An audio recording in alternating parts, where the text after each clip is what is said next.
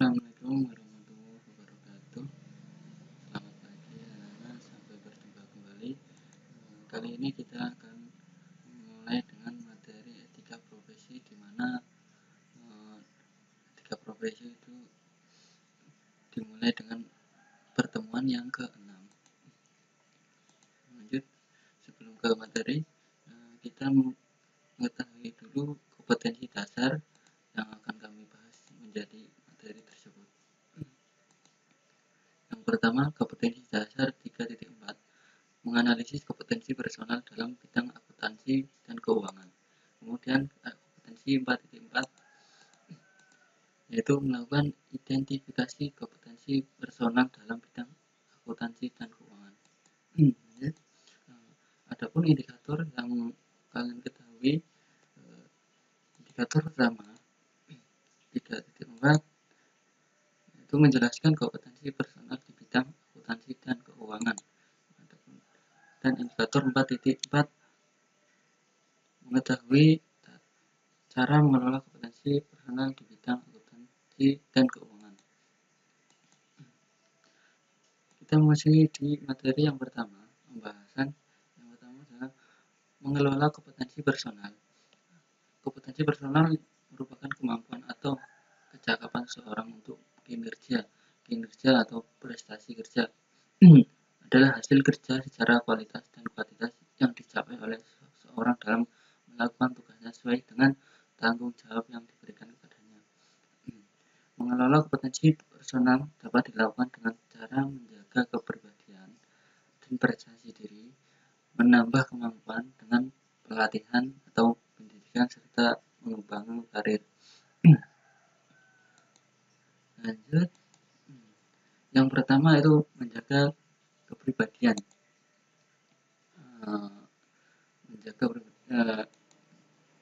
Dengan menjaga kepribadian yang baik. Secara umum, kepribadian adalah kecenderungan psikologis seseorang untuk melakukan tingkah laku sosial tertentu, baik berupa perasaan, berpikir, bersikap, dan berhendak maupun perbuatan. Lanjut, di sini ada cara mengelola kompetensi personal dengan menjaga kepribadian yang baik. Yang pertama, mengendalikan diri. Kemudian yang kedua itu bersikap mawas diri atau introspeksi diri. Dan yang ketiga atau yang terakhir, jujur dalam sikap dan perbuatan. Lanjut lagi, adapun faktor-faktor yang membentuk kepribadian seorang dibentuk oleh beberapa faktor berikut ini. Yang pertama itu faktor biologis, kemudian yang kedua itu faktor kultural dan peradaban. Kemudian ada pun faktor pendidikan, yang selanjutnya ada faktor keluarga, kemudian yang selanjutnya lagi ada faktor sosial dan lingkungan. Yang saya ada juga tipe-tipe kepribadian. Kepribadian memiliki beberapa tipe sebagai berikut. Yang pertama adalah kepribadian ekstrovert. Kepribadian ekstrovert adalah kepribadian yang bersifat terbuka, berorientasi ke dunia luar hingga bersifat ramah, senang bergaul, atau mudah menyesuaikan diri. Yang kedua ada kepribadian introvert.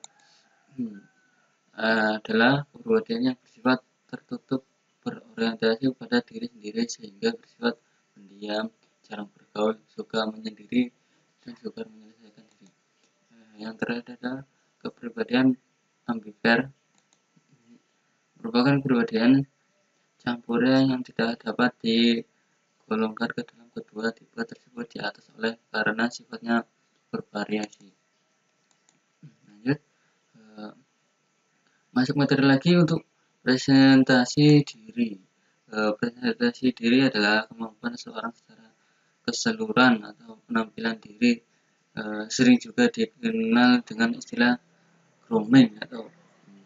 Dalam grooming tersebut merupakan penampilan diri seorang yang selalu terjaga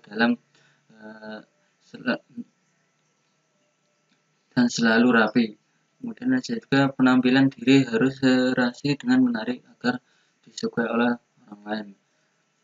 Penampilan menarik itu mencerminkan kepribadian orangnya. Oke. Adapun juga pelatihan, di mana pelatihan itu merupakan atau secara umum pelatih merupakan bagian dari pendidik yang menggambarkan suatu proses dalam mengembangkan organisasi. Adapun tujuan dalam manfaat pelatihan. Tujuan pelatihan adalah sebagai usaha untuk memperbaiki dan mengembangkan sikap atau tingkah laku dan pengetahuan. Selanjutnya lagi untuk jenis pelatihan, yang pertama itu magang atau apprenticeship training. Magang merupakan suatu pembekalan terhadap karyawan dengan cara belajar atau praktik secara langsung di suatu posisi pekerjaan.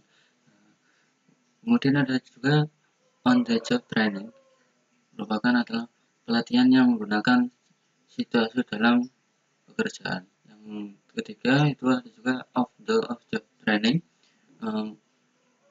Metode of the job training adalah pelatihan yang menggunakan situasi di luar pekerjaan. Lanjut lagi.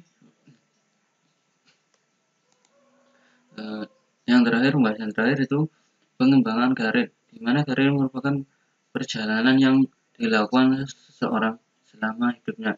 Karir dapat juga diartikan sebagai semua pekerjaan atau jabatan yang ditangani atau dipegang selama kehidupan bekerja seseorang. Jadi ini training tersebut ada tahap-tahapnya, mulai dari yang pertama, kemudian yang kedua, dan kemudian yang terakhir itu di posisi yang di atas. Cukup sekian penjelasan dari kami, semoga bermanfaat. Assalamualaikum.